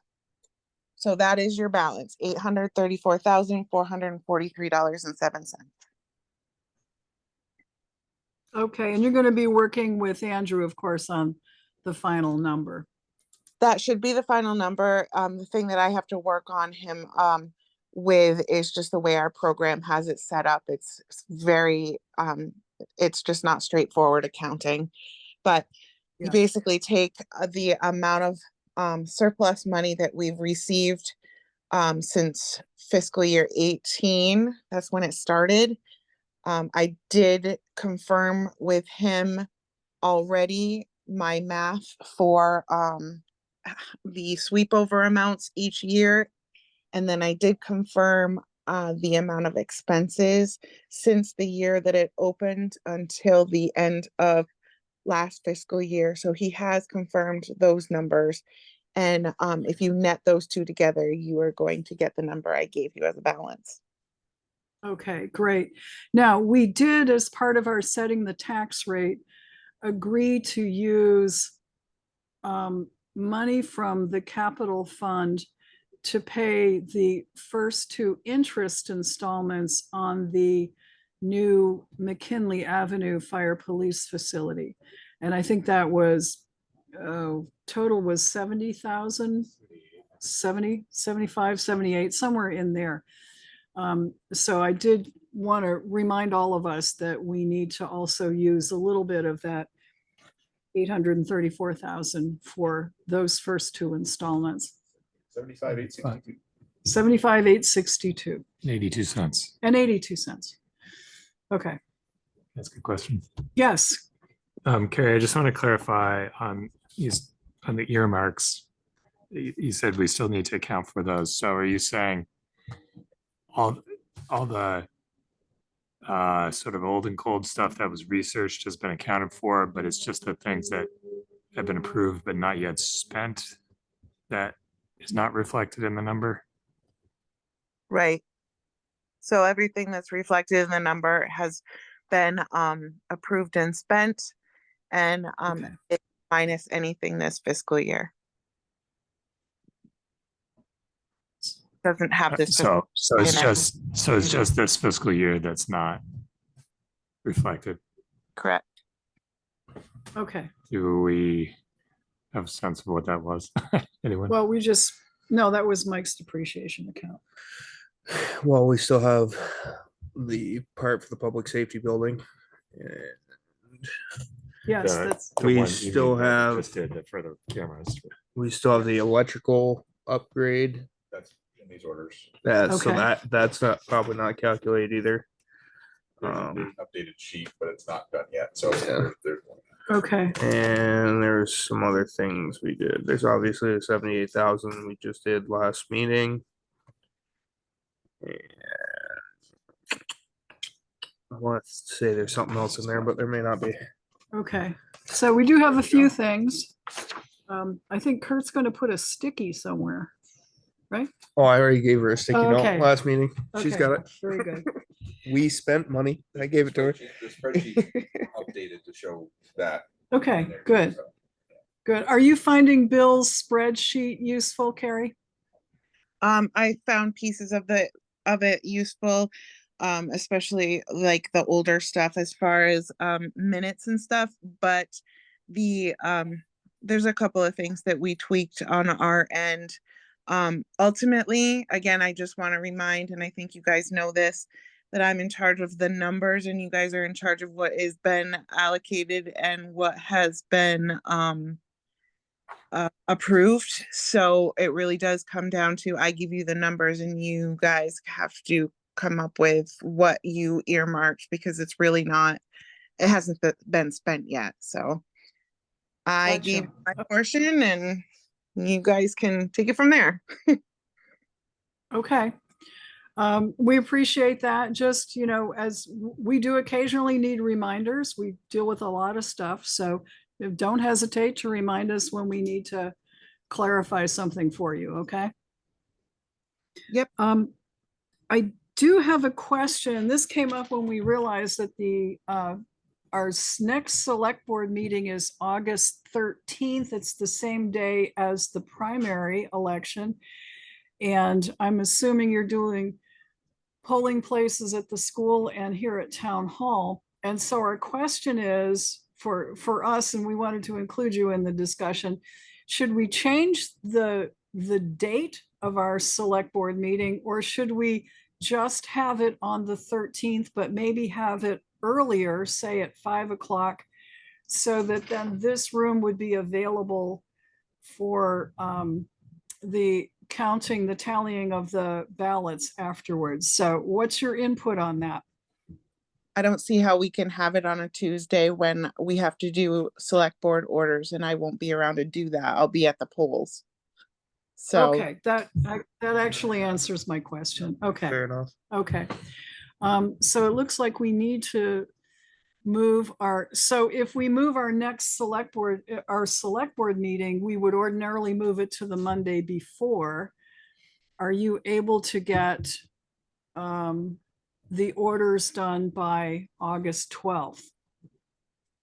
I guess I will have to do one of those work on the weekend kind of things to do it. Okay. We could do the Wednesday, the 14th, if that worked, if that's any easier. Is that any easier, Carrie? I guess it's your call. Go ahead and schedule it whenever. Well, I'm asking you because you're the one who's got to prepare the orders and so on. And if you're working all day on the 13th, then it may not be practical. So do you have a preference between the 12th and the 14th? Just do it on Monday. Okay. All right. So let's set our next select board meeting for 6 o'clock on Monday, August 12th.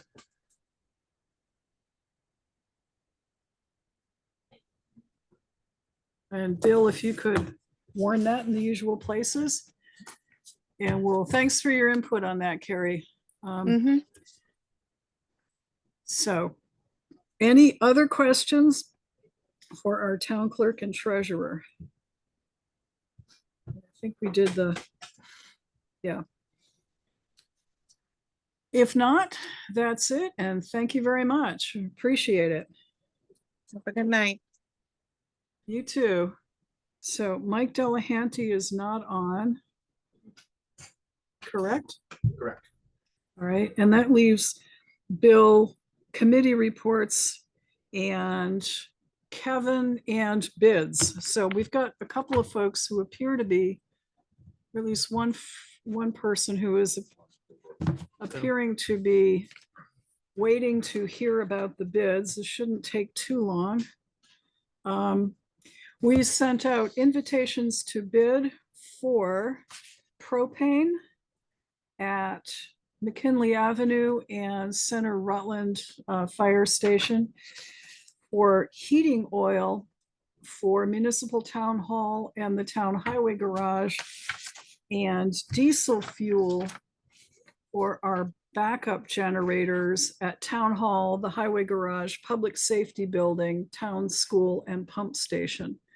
So those are what we received. So I'm going to proceed with opening, and then we'll decide how we're going to compare them. So first is from Johnson Energy. And if somebody with Bill, you're taking numbers, right? Yes. Okay. I'll collect those. And you've got the minutes too. All right, so this is for the 2024-25 fuel contract. And this is mentioning that Johnson Energy has been preferred vendor. They will contract to deliver #2 fuel oil to all properties of the town of Rutland at the following price for the period of September 1, 24 through May 31st, 25, at a rate of 40 cents per gallon over Johnson Energy cost on day of delivery, with a maximum capped rate of $2.999 for the contract period. And in parentheses, today's rate would be $2.949 for reference. And then it does not include any applicable taxes or fees, and deliveries must be on an automatic basis. So there's one, and that is for the Looks number 2 fuel oil. Okay. Next is Suburban propane.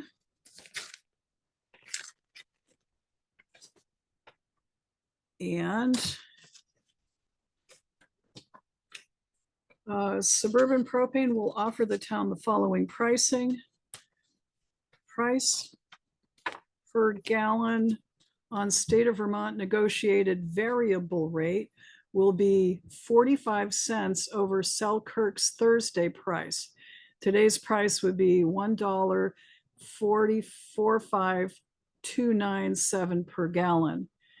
And the price on a fixed price will be $1.6956 per gallon, and that price would remain for the 12-month period. So that is propane, and that is from Suburban Propane. Procter Gas.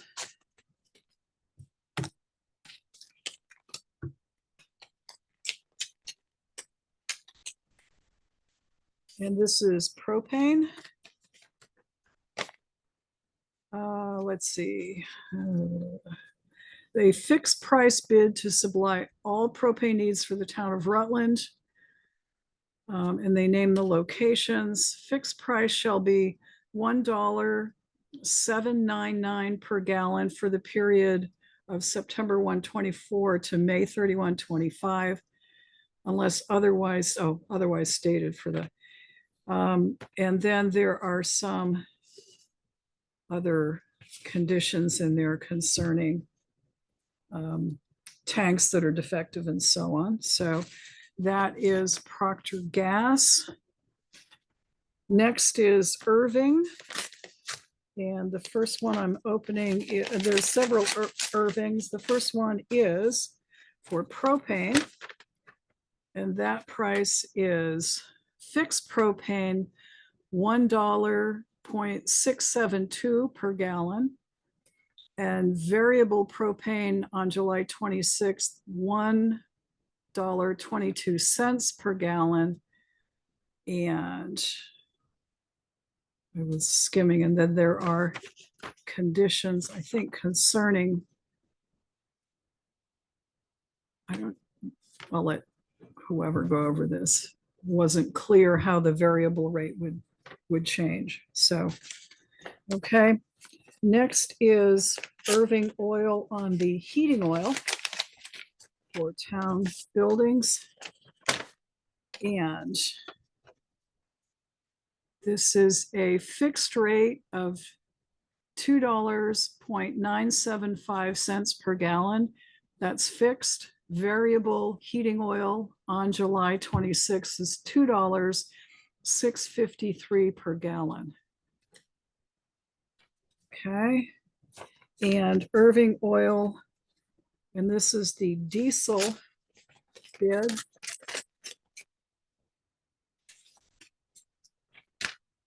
Variable off-road diesel on September 26th, $2.834 per gallon. And then there are some fees that are not included, including an environmental fee of $0.01 and leaking underground storage tank fee of $0.1 of a penny. So those are our bids. What is your pleasure? We have several. Do we want to have Bill work them up and do a comparison sheet? You want us to go over it in the building committee? We can. Probably. Yeah, we can do it at the same time we're here. Yeah, with Stephanie. So. Right. When's that? When are we doing that highway committee? Well, I gotta check with Joe, and Dave's good, but I gotta check with Joe. So we'll 14 to 15. Yeah, we'll just plan it for then. Okay. For same people. That's fine. Okay. Stephanie's gotta go first. So we're going to Yeah, refer sorry. these to the building committee because most of it's related to our buildings, except for the generators, which are tied to buildings. It's close enough. So, Just stick them all in that folder.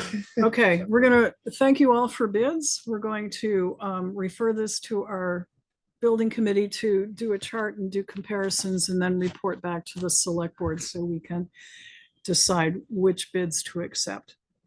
So thank you all very much. Okay. That takes care of action item A. What we have left is action item B, which is the sewer maintenance and, an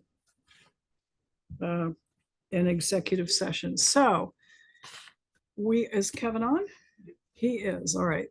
So I'm here. okay, hi, Kevin. So we need to hear, I think, some legal advice on personnel issues, on litigation, on contract, and on contract. So and for the purposes of hearing our town attorney's advice on dealing with those issues. So I'll entertain a motion to go into executive session for those purposes. Second. Motion's made and seconded.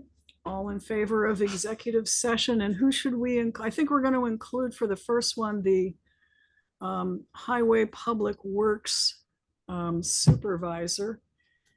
And we'll start with that. Okay. All in favor of going into executive session, please say aye. Aye. Aye. Okay, thank you all. Out of executive session at 8:36. Is there any motion? Yes, so I move that we rescind the sewer maintenance agreement with the Eco Wash, formerly several other things, originally the Ponderosa. In Denny's, that we authorize town council to send a letter to that effect and record a notice in the land records. Second. Motion's been made and seconded. Any discussion? I will just add that we still have the underlying sewer ordinance, which would govern any issues in the future. So, okay. If there's no further discussion, all in favor of the motion, please say aye. Aye. Aye. Aye. No opposed, motion carries, and we're good. Thank you. Any other motions? Oh, wait, we haven't heard from Bill yet. Let's, Can't leave quite yet. okay. Okay, so get a few things done pretty well. I did send, well, Alice in the other room, I did send Chris a copy of the letter for the private fire hydrants, and no enforcement or penalty is being imposed at this time. Right in the letter. Okay. And it was on my letterhead, and it said to contact me if there's any questions. So I have no idea why they went to Chris, other than it being a fire hydrant. That was about as much of it they can do. Let's also make sure that comes into the fire committee meeting. When Yeah, Sharon and I absolutely. meet. Well, the update to the private fire hydrant ordinance is on the committee list. So that's we started that a while ago. So yeah, absolutely, it absolutely is on there. So Good, thank you. Part of it's already part of the discussion when it happens. All right. So yeah, so I like Chris, I apologize, but I said it says there's no violation. We said we haven't been, just that thing, we haven't been enforcing this. We know we haven't been enforcing it, so it should be better. We'll take care of that. And you're going to send Chris the information, or you did? I did. I said, yeah, I sent about that. who does the inspections. Yes, I did that too. Yep, it's all he's got all the information now. Okay, so we're all set with that. We did have speaking of fire alarms, we had our fire alarm tested last week. Everything was great. Our new copiers have been installed, and everybody's very happy. They're working. They are much faster, and they're wonderful. Don't jinx them. Yeah, That's what this is. It does make it a little bit easier. I don't have as many steps in the day now because I don't have to walk back and forth to other offices. Switch But from yellow to say I'll give Mike a better color.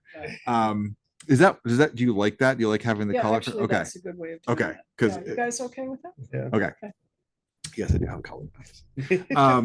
So part of the highway committee meeting, we had briefly talked about the excavation permit also, and excavation in the road, in the right of way. Yeah. And we about coming up with a policy or an ordinance around that. We have a permit which works most of the time. There was an issue a couple weekends ago where a contractor for a utility started digging across somebody's front yard, did not have a permit, dug up somebody's cable line, sliced it in a few different pieces, and left.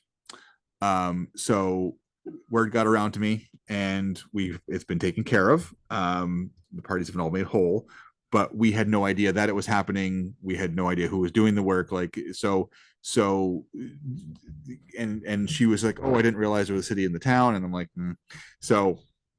Of course they do. So we do have the excavation permit, but we don't really have anything that kind of in the background to like back it up. We So don't have an ordinance. not specifically that covers that. We like Okay, we when do it comes need- to like the driveway, we have our streets and sidewalk ordinance, which does cover that, but there it doesn't really get into excavation. So Really? Working within the road. the yeah, town's it didn't Right of way? it doesn't really come under that. So there's state statute that does. Okay. But so having some it'd be a good discussion to have some possibly our own to cover that. So So we got a couple of towns around us. who there might there have are, that? yeah. Well, we talked about like Brandon, and Brandon Yeah. has one that talks about putting in telegraph lines. So there's might need some updating, but Perfect. yeah. No notes. No notes. No, that's no. But that there was an issue. It was resolved, but it would be good to kind of take a look at our process behind that and make sure that we're covered, because there's a fair amount of digging that goes along. So yeah. We have a request to use the meeting room on August 14th and from 7 to 9. And I've told them I will put it out there, but I don't have a whole lot of hope for someone jumping up and down to take responsibility to be here to open and close the building. So I'm going to give it a couple days. I've asked a few people, but nobody's really said like, yes, it's for a fire district meeting. Fire District 5 wants to use it for a meeting. So Is that yours? Is that me? I don't know. I haven't heard about it. But that's the 14th of August? yeah, Aren't we meeting on the 14th of August? We're meeting on the Meeting 12th. On the 12th. Okay. So I've told them that I've got to wait to see. It's not usually, I mean, nighttime meetings don't usually get a lot of, there's one group that wants to use it on a Thursday night and the planning commission's here. I'm like, great, you can meet downstairs. As long as you're done by 8 o'clock, you're all set to go. So Yeah, I've got to Um, make a request to have a caucus. Mhm. So, but I'll be here for that. that's fine. And that's fine. So, but they don't have anybody that like, sometimes like when we have other groups that meet, like somebody in that group is tied to the building, so they can do that. So this just is a unique one. So I don't really have a lot of hope for that approval, but I'm gonna Hitzel Terrace. Oh, that's Fire our District neighbor. 5. So maybe we're 6. Can never a remember. whole bunch of them. Marty and I put out the proposal for the local hazard mitigation plan update services. Remember, we have a grant to pay for that service. So we put out some proposals. We actually received 3, which was like, we were actually kind of surprised. We received one from the Regional Planning Commission, which we we're expecting, one from a company called SafeWork, and one from a company called Delta Development Group. All 3 proposals were great. All things being equal, the Planning Commission was the least expensive, and Marty and I are very comfortable with using their services to work on this. So the next thing we would need to do is get from them a request to actual like contract proposal. Okay. So if it's all right, we would like to solicit the Regional Planning Commission for a contract for their services. Okay, so we did 3 requests for proposals. We sent out an RFP. We received 3 back. 3. Okay, Yes. that's good. Marty, which is good. good. Marty and I reviewed them. They ranged from, they were all very close. The Regional Planning Commission was 9852. Next one was 10,165 and then 10,180. And our grant covers, we do have a small match, but the grant covers a majority of that cost. So is there a motion to accept the proposal from the Regional Commission and ask them to send in a bid proposal or contract? So move. Is that the? Second. Okay, That does it. Yep. Motion's made and seconded. Discussion? If not, all in favor, please say aye. Hi. Thank you. So I'll have that. I probably won't have it for you next meeting, probably the week after, the one after that. And an update on JP's sidewalk project. Yes. We are now meeting. I've asked Joe, but I haven't heard back yet. But either the 14th or 15th, we will meet with Stephanie to go over the proposal we received from Stantec, which was we all agreed was the one to go with to start with. So we're going to go over that, and that's just this process is glacial, but we're getting there. We're making headway. But this is to select the consultant to do the work to put it out to bid, and yeah. So it's just the reason why they say 6 years. wow. It is. It's the next cog in. Yeah, you know what's going in down And that's there. why it's a $700,000 sidewalk. You know what's Because I going in? could probably build the thing for about 120 grand. Do you know what's going in down there where Twitter's is? No. Was a deli. Oh, I did hear that. Sort Yeah. of what a high-end takeout gourmet, yeah. Yeah. Good. They'll want some walk-up service then. We can put a I do sidewalk in right remember out front, so they hearing can. There. Perfect, Maybe they yeah. could like to contribute to the cost of the sidewalk. Community easement, that's all we need. That'll Feed the that'll be workers. enough. Well, if it's a high-end deli, you know, who knows? Yeah. And so I will be out next week. We're leaving Friday afternoon, and I'll be back week after that. So Okay. I won't be here. Anything fun? Is it vacation? Oh yeah. We're out of town. So Okay, yeah. enjoy. Yeah. He doesn't look too excited, does he? We don't do a lot throughout the year. We really kind of like this is our week to get away and enjoy it. And all the kids are, well, most of the kids are going. We have most of them going with us. So it'll be fun. That's all I have. The last thing on the list was to discuss appointing a town lister. We did not receive any letters of interest. Yeah, so we can't appoint somebody if there's no interest. We need to explore as we get either closer to the November election or next town meeting, what we do about the position. We need to re-advertise it for now. Actually, that's correct. So Yeah, would you put another? I can put it out there. ad I can keep please? it out there. Yeah. I actually did have one more thing. So yes, I will keep that out there as an open thing. I did get a call from the gentleman who works for the Vermont Agricultural Department to discuss our topic from the last board meeting about spraying chemicals in the town right away. And we had a very good conversation, and I'm going to put him in touch with Dave so they can talk. First of all, he was very, very happy to hear that we are aware that permits are required to do that, because he says, I am dealing with, I can't tell you how many towns that don't know that. We are required to have a permit for spraying in the right of way. We The are. public does not. Interesting. So we didn't spray it, just to be clear. We did This not was spray it. Not us. So the homeowner came in and did have some questions on our requests. So I will follow up with him and let him know that he's okay. Interesting. So the guy's like, if you have any questions, feel free to give me a call.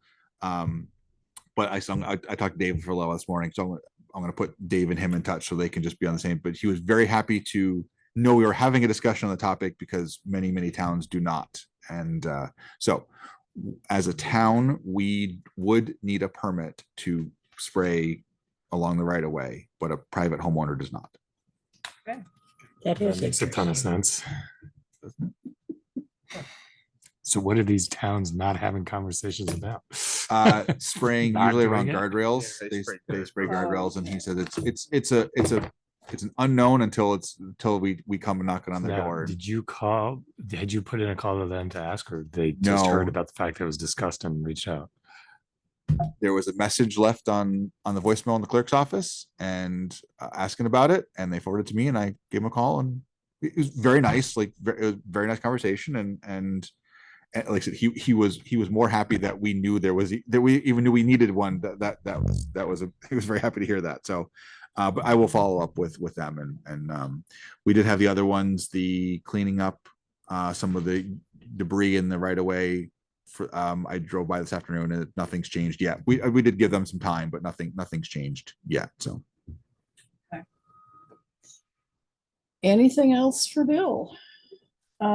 We did ask about progress on the subdivision revisions, and oh, good. that will move up the list, and about Glacial the projects.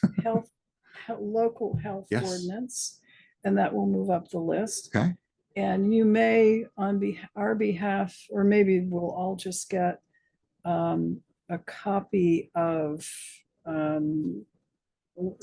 Federal Wages and Hours Act stuff on Oh how yeah. certain employees have to be treated. Exempt, non-exempt, and it's yeah.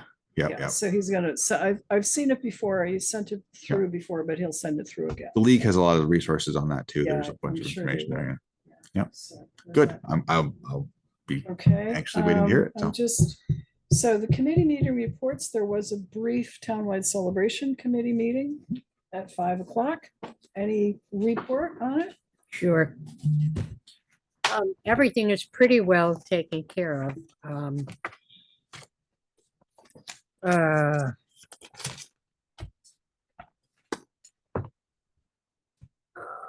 Mike is taking care of picking up the food, and he's gonna get the chips. And I'm gonna call them tomorrow about the condiments.